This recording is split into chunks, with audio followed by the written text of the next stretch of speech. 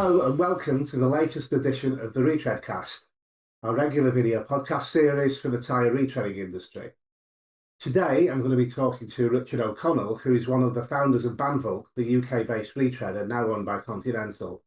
Now, I've not spoken to Richard for nearly 10 years, but I'm delighted to be able to talk to him again, not least because he's written and published the memoirs of his life and career in the retreading industry in a new book called Retreading My Life, which is this book here. So, Richard, it's great to talk to you again and welcome to the Retreadcast.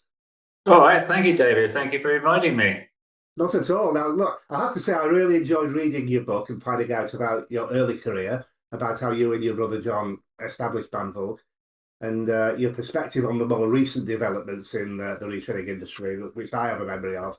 And, it's funny, you get to know someone through business and you think you know them, but it's only when you read a book like this that you realise how little you do know about the lives of the people you work with. So I wanted to start by asking you, what inspired you to write your family history?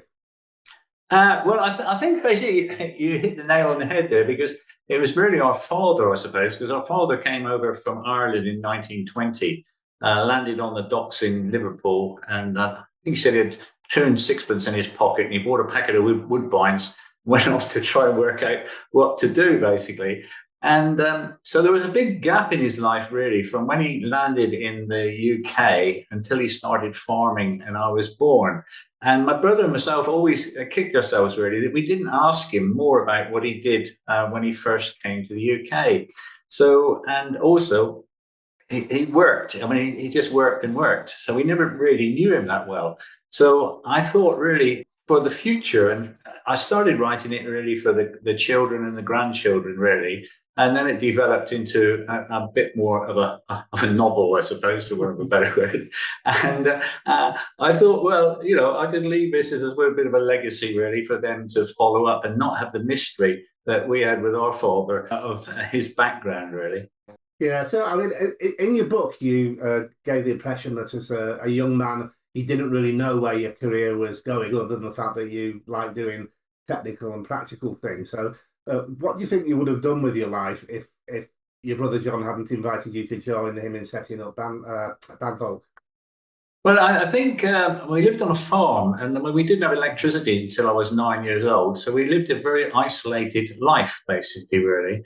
Yeah. I wasn't a particularly good academic when I was at school, but I didn't also take to farming in the way that my father did. I mean, our father, he always wanted to be a farmer. He loved working with the animals, etc. The animals were okay, but I was always interested more in the mechanical side of farming, really, and that interested me. And so I went to school. I didn't do very well in my exams. And then I went to a technical college, and technical college picked me up a bit, basically, really. And I went on and I did plant engineering. But my last employed job, I suppose, was working for a company called Swifts in Exmouth, where I was an assistant technical manager. And I did the mold design, etc., for molding cups and saucers and plates and things like that, light switches. And for some reason, I still have an interest in plant engineering in the back of my mind.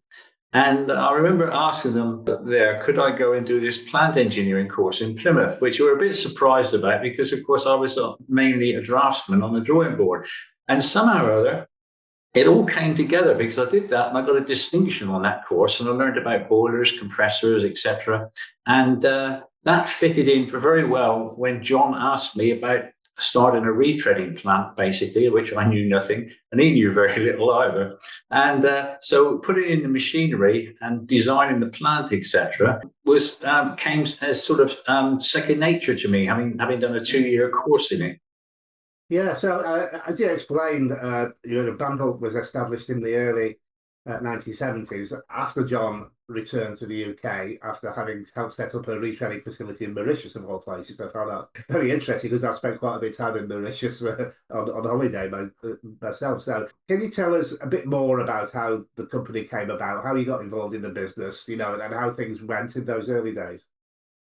Well, when John came back from Malaysia and he started a small factory in Mauritius, his main business was really buying and selling used rubber processing machinery. He started a business, J. O'Connell and Associates, And that was at a time in the early 70s when a lot of factories were closing down. And there was a lot of second-hand rubber processing machinery around. And he'd made a lot of contacts in the Far East and Middle East with his work in Malaysia. And so he started buying and selling the rubber processing machinery. I was helping him weekends because we used to clean it up and ship it around and get it boxed up and shipped out, etc. So we were sort of working together on the rubber machinery side in my holidays and weekends. And then he came across some second-hand retreading machinery, which was on the Isle of Dogs in London, basically, by a family company, Julius Borovich, he was called, and he dealt in second-hand rubber processing machinery. And he invited us to lunch one day, and he gave us a Scotch egg each, which he thought was very generous. And but he had some old machinery in the yard. Carl's Angle, it was. They were old sort of buffing machines. They weren't inflated hubs or anything like that. And they must have dated back to about the 1930s, something like that. And there were big cast iron bodies with a sort of a winding matrix thing that held a tyre. And John saw them and he said, well, how much do you want for those? And Boris said, well, you can take them, have them for nothing, which was a bit of a surprise. So we took them, and John said to me one day, what about putting those in and doing some retreading? So I said, well, I don't know anything about retreading. Do you know anything about retreading? And he said, I've seen it done. And he said, I've been to a lot of factories and seen it done. He said, it can't be that difficult. So I said to him, well, I've seen heart surgery done on the TV, but I don't mean to say I'll have a go at it. Yeah. So anyway, we found some premises, and at that time they were building the dual carriageway from Exeter down to Plymouth. There was a lot of trucks working there. So John said, well, I think we could put it in and have a go at doing this. And I think there'd be a good demand for the trucks that are building the dual carriageway. It's like a 2-year project. And if it doesn't work out very well, we'll box it up and sell it again, basically, and go on with the machinery side of it. But I chucked my job in, and I moved in with John and Sally, and lived in their attic room, basically, in a little town called Modbury. And we started playing around with the machinery and buffing some tyres. And we still didn't know quite what we were doing. There was a lot of cross-ply tyres in those days. Radials were a sort of new thing on trucks. And set the buffing machine up and buffed a tyre. We didn't have any extraction equipment. All the rubber fell on the floor. And it started smoking, which was a bit worrying at the time. So we kicked it around a bit and cooled it off. And then we thought, well, we better build some extraction equipment. So basically, that's how it got going, really, more or less by accident, by coming across some second-hand retreading machinery, putting it in with the expectation that we'd probably only be doing it for a couple of years. Yeah, right. So, no, look, I've often written about how retreaders need to be in control of their relationships with their own customers in order to secure their future in the industry. So I think a lot of our viewers would like to know how you managed to transform Bandvulc from a company that was dependent on business from tyre distributors, and one major distributor in particular, into a tyre management company. Yeah, that also came about by accident, because we were just a retreader, basically, retreading tyres, selling them to tyre distributors. And we were very beholden to tyre distributors, because tyre distributors, of course, want a reliable product that makes them the biggest return. And that's we were in that category, really, trying to make a high-quality product and give the tyre distributor some money, and hopefully ourselves as well into the bargain. We also expanded that with National Tyre Services throughout the UK. They were looking for a reliable retread to sell. And in return for that, they would market our tyre in the rest of the country. And we would have a ready-made sales force, I suppose, for a better word. Yeah. That went on quite well, actually, for a few years. And what went wrong then was they had a new MD which came in, and John and I used to go up for a meeting every now and again with them at Stockport. And he said one day to us, this new MD, oh, we sell a lot of your tyres, don't you? And we said, oh, yes, thank you very much. That's very good, And he said, well, we're a multi-brand company, so from now on, we're not going to push your tyres, you're on your own, which was a bit of a shock to us, really, because we'd never really had a sales force. We'd relied on National Tyres to push our tyres, etc. So we sort of fallen into a trap, really. We become complacent. And we were technical people. We weren't marketing people. John and myself, we come from a technical background, not a sales background. So we've been quite happy churning out tyres and sending them around to the NTS depots. So when we were driving back, we were pretty quiet, really. We didn't know whether we still had a business or not. Mm-hmm. And we thought, we've made ourselves a problem here. We must never get into this situation again. Fortunately, the sales held up, basically, when they made that decision. And also, it opened the market for us to supply other tyre distributors throughout the UK, which kept the sales up, surprisingly. So we had to invest in a sales force and getting to know the customers. Well, that was a bit difficult then because, of course, the large supermarkets, etc., the national tyre distributors of the UK looked on them as their customer, not our customer. We were just a supplier. But we did have a relationship. And the first meeting I think we had, which spurred us on this way, was it was with Tesco's.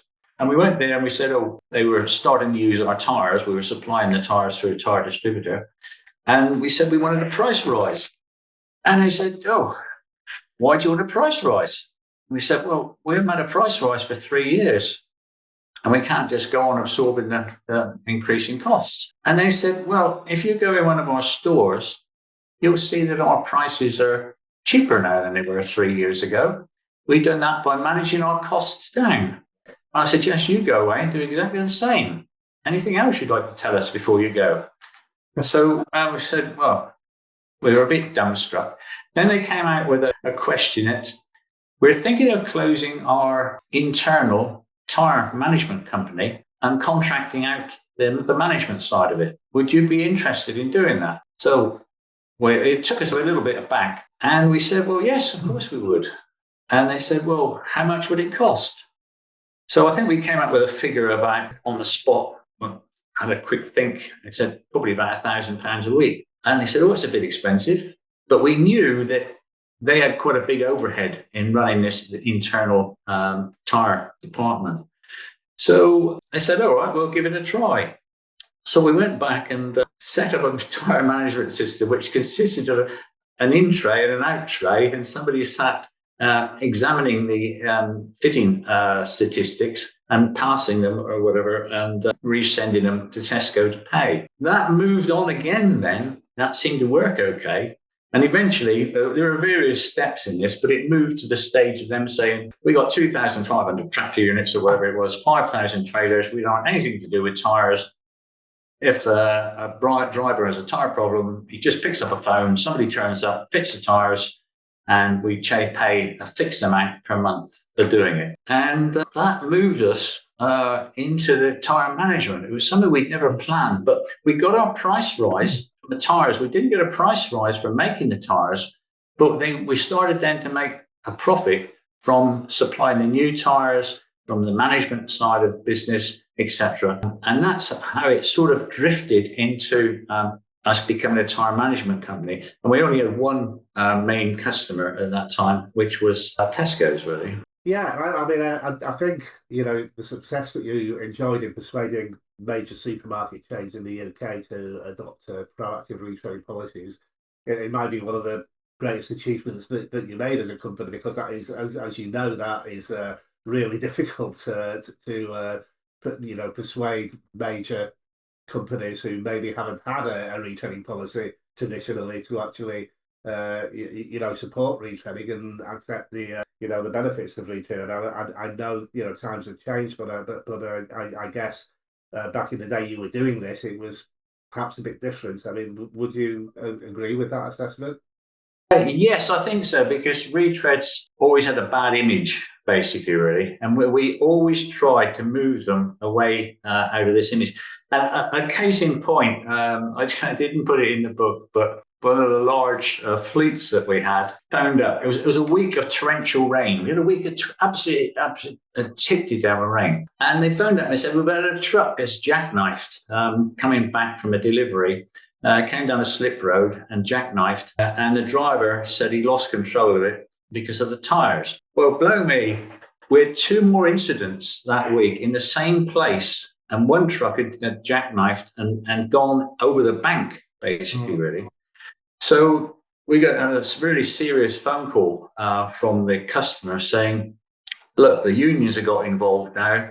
The drivers don't want to drive any trucks with Bandvulc tyres on because they say they're dangerous. So this was a Friday. We want these 3 trucks analysed, the tyres analysed, etc. And we want a meeting Monday with the unions, etc. to determine what's happening, but don't fit any more Bandvulc tyres until we've sorted this problem out on Monday. Yeah. So we were absolutely panic-stricken, basically, because several thousand tractor units will be able to take the tyres off, etc. Unions were involved, etc. And so over the weekend, we worked, found the tyres, found the trucks, examined the tyres, sorted the tyres together into a group and shipped them back for the meeting.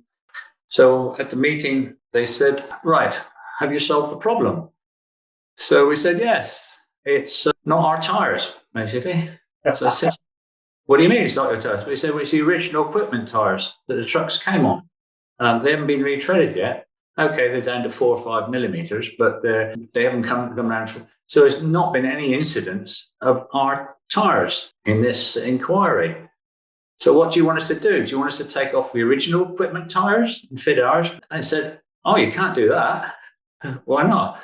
They said, oh, well, it must be our drivers. We'll get the union to have a word with the drivers. And end of meeting. Excellent. Good story. I found some of the anecdotes, actually, that you did put in the book really interesting. And one of the things I found particularly interesting and amusing, although I'm sure you didn't find it amusing at the time, was the story of your battles with the council over planning permission for the expansion of the factory. So, I'd like to give you the opportunity of telling that story, if I may. I think it's something a lot of our readers will identify with. Yeah, I mean, we expanded in spite of the council, not because of the council, basically. And that's, I'm still finding that today, actually. Councils don't seem to be on a wavelength with expanding business. And I think Dyson found that himself because he was trying to expand and got a lot of NIMBYs in the council against him when he wanted to expand his factory in the UK. Well, there was a piece of ground right next to us on the industrial estate, and we were getting busy. And we wanted to buy the bit of ground to expand the factory. The council said, yes, but you have to put in planning permission for it so as we know what you're going to build there. So we said, okay, fair enough. We'll draw up the plans and we'll put the plans in. And we put the plans in, and the council usually there are 2 months waiting for planning to go through. And somebody came in the factory one day and said, oh, I see you started work on your new site. No, not we're aware of. I said, yes, there's 3 or 4 diggers up there digging out the site. So we got out of the council and we said, our plans haven't gone through yet, basically. And there's somebody doing some digging on the site. What's happening? I said, oh, we sold the site to a developer. What do you mean? We haven't seen any planning permission go through for the developer. And he said, no.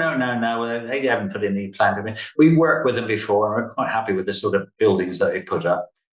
So we said, well, we're desperate to expand. And I said, well, there's nothing else. There's some land on the other side of the industrial estate, but that's not planned to be developed for another 3 or 4 years. So we were a bit stuck then. And there was a piece of ground which came up in the village, actually, which was down the bottom of the hill from where the factory was. And the piece of ground was sandwiched between the dual carriageway, the main dual carriageway to Plymouth, and the slip road, which came off into the village. So it was a piece of, it was about an acre and a half of ground. So, but it had planning permission for outside storage already, which was quite useful. So we needed some outside storage. So John, my brother, he had a bit of spare money. So he said, I'll buy that bit of ground. So we bought the bit of ground. And the council got wind that we'd bought this piece of ground. So they came whizzing around to ask us what we were going to do with it. So we said, well, we need storage for the tyres, for the casings, the old tyres. And it'd be ideal down there. It's quite close to the factory and we can store them there beside the dual carriageway. They said, oh, we don't like the idea of that very much. But there was nothing they could do about it because we had planning permission. There was planning permission for outside storage. And so miraculously, they came back and said, well, if we find you another site on the industrial estate, would you promise not to go down and store tyres by the side of the dual carriageway? So we said, well, we thought there wasn't anywhere on the industrial estate left. Oh, well, we might be able to bring forward a site view on the other side of the industrial estate. It wasn't planned to be for another few years, but we might be able to bring that forward to help you out, to stop you basically going down and storing tyres by the dual carriageway. So that happened, basically. They found us a site on the other side of the estate, which is we moved over there, and we started to expand over there.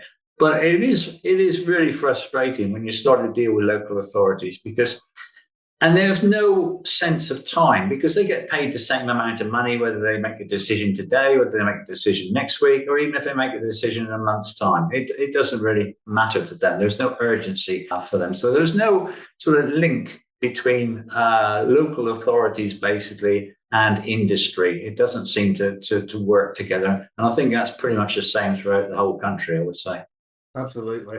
Now, Bandvulc's always had a reputation for innovation, especially in niche sectors.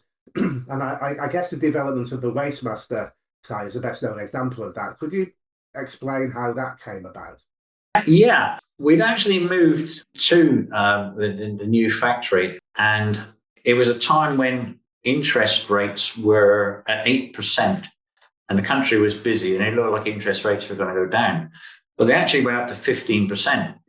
And we had a massive overdraft, basically. And we were paying, well, pretty much getting on for £1,000 a day interest at one stage. And we thought we need to come up with something innovative to just move us forward a bit. And we were making tyres for the waste industry, for waste trucks. And the criteria for a waste truck is it had to be as cheap as possible, really, because they damaged so many tyres. But when we started to look at it, the problem was they do damage tyres, but also the tyres which were being made for the waste industry, retreads, were being made cheaper and cheaper. So they were using lower and lower quality compound, lower and quality casings, etc. And we were sort of in a spiral dive. So we thought, we went to an exhibition, it was at Torbay, and we took a buff tyre and just painted question marks all over it and said to the industry, if you were to design a tyre for the waste industry, what would you come up with? And they came up with ideas like, well, when you hit the curb, you knock the chunks off a tyre if it's got lugs on the shoulder. A lot of tyres get damaged. The wire appears through the side of the tyre, actually before the tyre is worn out. So it can be 50% worn out. You have to throw the tyre away because you can see the steel cords coming through the side.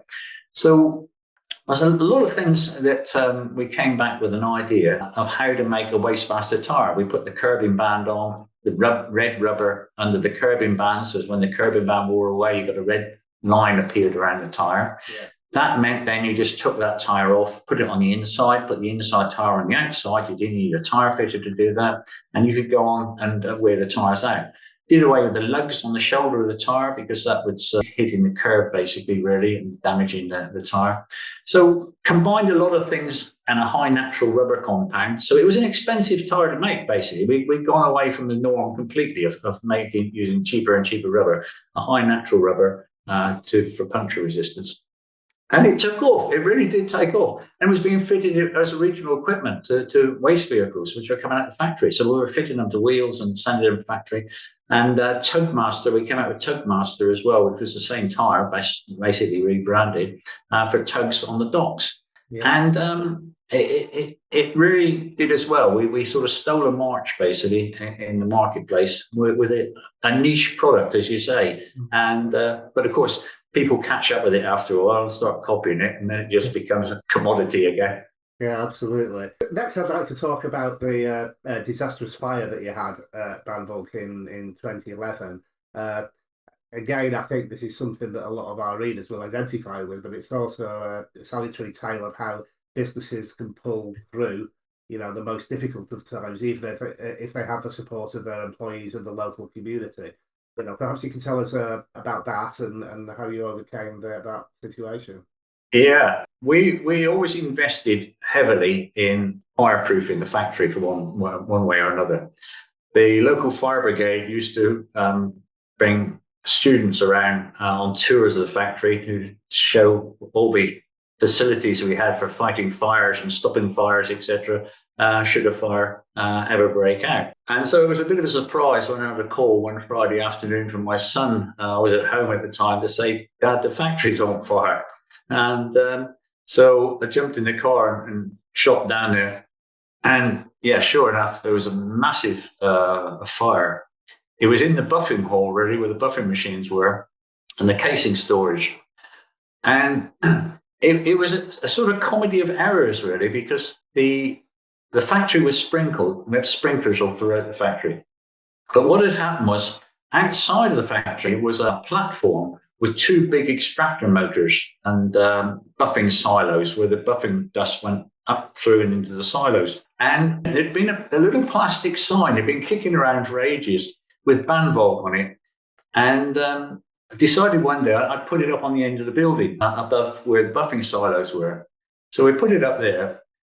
And what had happened then was a series of events unfolded. A spark came out of the buffing silo on the top and landed back down on the platform where the extractor motors were. Now, there was some rubber dust lying on the platform there. It was a dry, hot day. And so the rubber dust started to smoke and eventually caught fire. The flames went up and hit this little plastic sign, which was on the side of the building.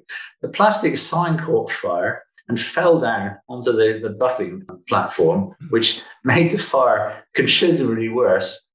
And the flames then, it was at such a height that the flames went up the brickwork, but the panel, the metal panels overlapped the brickwork, and the flames went up between the brickwork and the metal panel of the building and went up inside the building into the roof. Well, the sprinklers were below the roof, so the sprinklers kicked in, but of course they weren't doing any good because the fire was above the sprinklers. The fire then spread along the top of the roof and into the casing store and started to catch the casings on fire. Well, my son was very quick thinking, and he shut off all the electricity to the building itself. And so the buffing machines got absolutely drenched in water. They fortunately didn't catch fire, but the whole casing store, that went up in smoke. And we're a bit disappointed with the fire brigade because when the fire brigade turned up, there wasn't a huge fire. So we said, well, you can go into the building and, put the fire out, spray water up into the roof. And they said, is everybody out of the building? So we said, yes. And they said, we're not going into the building now. We won't enter a building if there's nobody in the building. So we had to sit and watch for an hour or so while the building gradually caught fire. And they said, we're waiting for it to burn through the skylights so we can fire water through the skylights then. So the whole building, eventually we had to sit there for a couple of hours and watch. But my brother and myself, we did actually sneak into the building through the back and shut down another fire door, which led into another building, really. So that saved the rest of it. But all the buffing machines were drenched and all the extractor system was down. And this was on a Friday night. And we had like 100 people all stood outside on the pavement, all wondering whether they would still have a job on the Monday morning. Yeah. But one thing that did come out of it, it was surprising, really, because we were sort of obviously completely downhearted looking at what had happened. And Saturday morning, we came back down to the factory to evaluate then what we could salvage. The insurance company were pretty good. They sent people down. But we had a big group of people outside the factory, and we thought they were just, people come to gawk, basically, at what had gone wrong in the fire, etc. But no, they were our employees who've come back to help tidy up. Local people would come in to see if there's anything he could do. We had some electrician, a guy who'd been an electrician for us, and he'd left to work for somebody else. He came back and he said, can I, he worked all weekend helping to reinstall the electrics, etc. So we had a big band of volunteers, really, and we got some skips and tidied everything up as much as we could. The insurance company, then we worked all weekend to try and dry out the electrics and the electronics in the buffing machines. And we got a couple of buffing machines working by Monday morning. And cut a long story short, by Monday morning, we were 80% running again. Because with the blue chip companies that we had, you can't say to them, sorry, we can't supply you for a few weeks. Life has to go on, and you could lose the business. So yeah, we were really pleased how things worked out, and it was another challenge. I mean, in a way, these things come along, and you get a big disappointment, but then you can suddenly start to see a way through. It's just another challenge that has to be overcome, really, and that's what we did. So on the Monday, as I say, we were up and running 80%. We had a lot of manhandling to do because we were storing the tyres all over the place, all over any building that we had. And we got going again. Yeah, that's an amazing story, and it just goes to show what can be achieved if you have the support of your employees and the local people, as I said. Now, as everyone knows, your family eventually sold the Bandvulc business to Continental. So how did that relationship come about, and how did you decide to sell the business at that particular time? We'd always had a sort of relationship with Continental, really.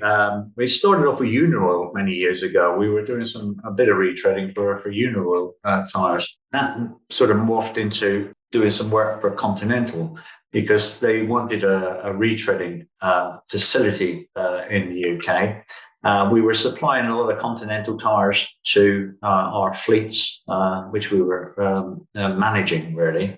And so it seemed to make sense, basically, that we got close to them. We also supplied tyres for Golfs in Germany, which was part of Continental group, really. So we had a working relationship with Continental. Now, going back to our dad, really, I mean, John and I were at that stage, in the 60s and 70s. Our dad always said to us, look, I've gone into farming, basically. It's always what I wanted to do. Do you or John want to take the farm on? If not, Mum and I will sell it, and you can have some money. And I've done what I wanted to do. I always wanted to be a farmer. I don't worry if you don't want to be a farmer. I've done what I wanted to do. And I think that's kind of it with John and I, really. We've done it for 45 years. It was what we wanted to do. We'd enjoyed it. We had some laughs. I mean, when I went on holiday, I couldn't wait to get back again, really. It was always such... It was fun. It was a great time and great fun. Especially in the early days. I mean, it was and dealing with casing dealers. I mean, every casing dealer is a complete crackpot, basically, really. And so we had a good run, and we said to the next generation, "What do you think? Do you want to go on with it?" Basically, because Continental had made us a good offer, actually, to take it over with the competition from China, etc. Because some of the new Chinese tyres. I mean, we couldn't buy them raw material for the price that they were selling the tyres for. So there was obviously going to be a challenge there for the future, really. And the next generation said, well, no, basically, really, we perhaps it's a good offer. Everything's going really well, and that's the time to sell. If you're going to sell a company, sell it when it's going really well. You don't want to sell it when it's... we were fitting a tyre. There's a Bandvulc tyre being fitted every 3 minutes, 24/7, somewhere in Europe. We'd expanded into Germany. We had done work also in France and Spain with Christian Solberson. So we've become a true European company, really. And Continental... they promised to go on with the business, really. I mean, we wouldn't have sold it if we thought they were going to asset strip it and close it down. And they were true to their word. They've run it, the last 10 years and kept the people on and invested a lot of money in it. I mean, now it really is a state-of-the-art factory now with a lot of robots, etc., working in the factory. Absolutely. So now that a few years have gone by, how do you feel about having sold the company? Was it the right thing to do in retrospect? And do you still have a hankering from time to time for getting your hands dirty in the retreading sector? Yeah. Well, after 45 years, of course, I learned a lot of stuff about retreading. I mean, we've had problems which have taken a long time to solve. Sometimes with you get the odd tyre, the odd failure, and you can't work out why it's failed. I mean, we did with super singles. We had a very strange failure, which was very, very intermittent, and we could never quite work out. The tyre would split down the middle of the tread, and it would take the original rubber off of the tyre. It wouldn't separate from the buffing or whatever. It took the original rubber off the tyre, and it gradually peeled from the centre back to the shoulder. And and it'd be about one tyre in about 2,000. But when you're making like 4,000 a week, you see like 3 or 4 of these tyres come back. And it took us forever, to about 2 years, to actually put the combination of things that were causing this together. So yes, you do get these challenges sometimes, really. And what else setting out, I suppose, really, the main problem was with the government. I think if the government had been more supportive of retreading and recycling in general, I think the next generation would have probably stuck at it, because we were getting hit by, if you look at it, the climate change levy for a start. The climate change levy, we had to pay 100% of the climate change levy because they said we were a low energy user. Well, we were spending £1,000 a day on gas, basically, really, and we were classed as a low energy user. We then have to pay with retreading. It involves any recycling involves a lot of labor. So you have to have a lot of labor to collect stuff and sort stuff, etc. But they wouldn't look at that in isolation to they always looked at in isolation to the climate change levy, etc. So retreading, really, I mean, environmentally, it saves 68 litres of oil, 44 kilograms of rubber on average for a tyre. It uses less energy to make a tyre than it does to make a new tyre, etc. It employs a lot of people because the collecting and the sorting of the casing, etc.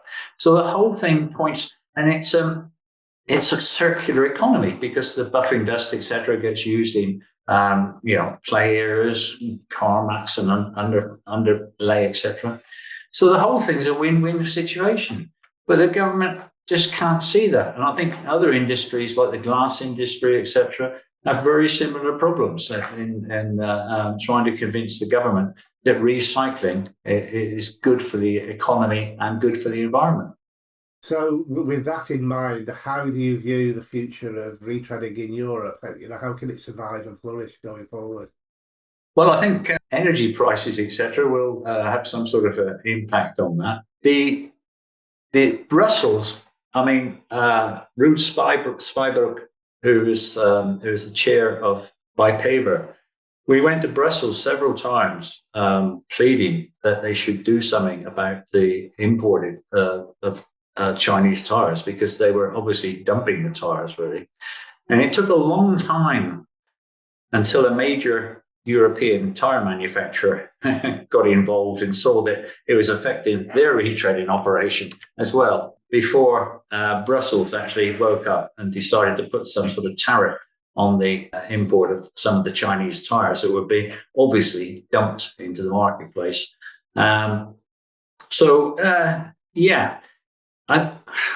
not sure. I'm a bit out of the loop now, really, with what's happening with the European retreading. But retreading has a big future, and it's if only we can get governments to see that. Okay, well, thanks very much for your time today, Richard. It's been a fascinating discussion. Richard's book is called Retreading My Life. Doing properly. There you go, Retreading My Life. So it's published by Maple Publishers. And how can readers get hold of it, Richard? We can get hold of it pretty much anywhere, really. Amazon or any reputable bookshop, I think you can order it through. It seems to be, most people seem to be getting it through Amazon. And you can get it as an ebook as well, basically, online to read it online. Excellent. So if you're interested in history of retreading, make sure you check that out. Thanks very much to Richard. And to our viewers, we hope you'll join us for another edition of the Retreadcast soon. Until then, goodbye.